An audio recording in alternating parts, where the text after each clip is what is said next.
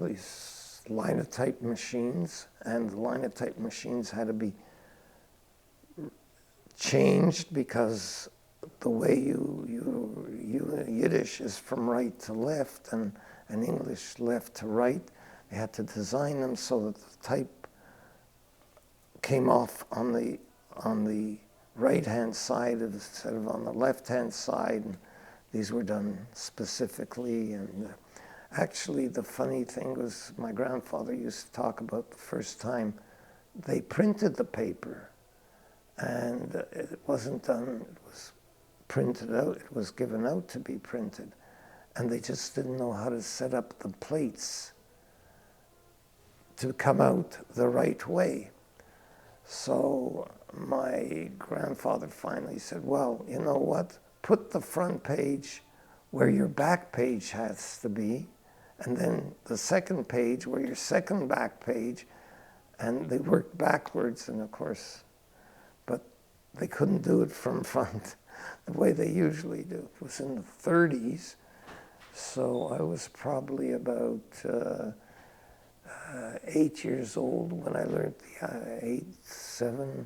when I learned the alphabet. And my father brought me and I loved machinery. So it was on a Sunday morning. He used to go in on Sunday mornings or Saturday afternoons he would go in. So I went downstairs and walked around. I loved walking around among the machinery.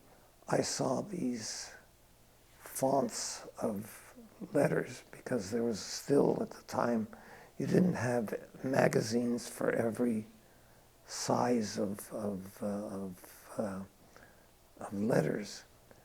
And I looked at them and I said, this is crazy. It's all mixed up. The A's are here, but then the M's are next, and the N's are next to that. And I said, I'll put this whole thing up right. And I went A, B, C, D, E.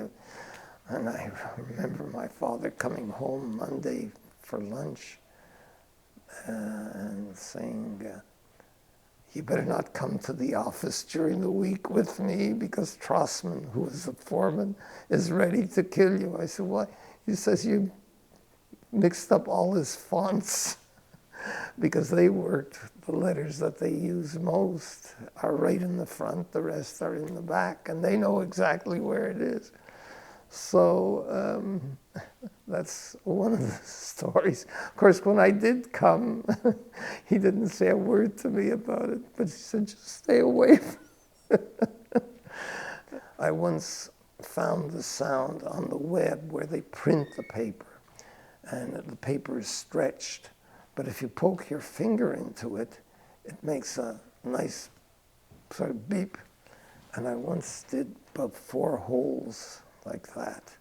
And then when they went to start the press, it just tore across.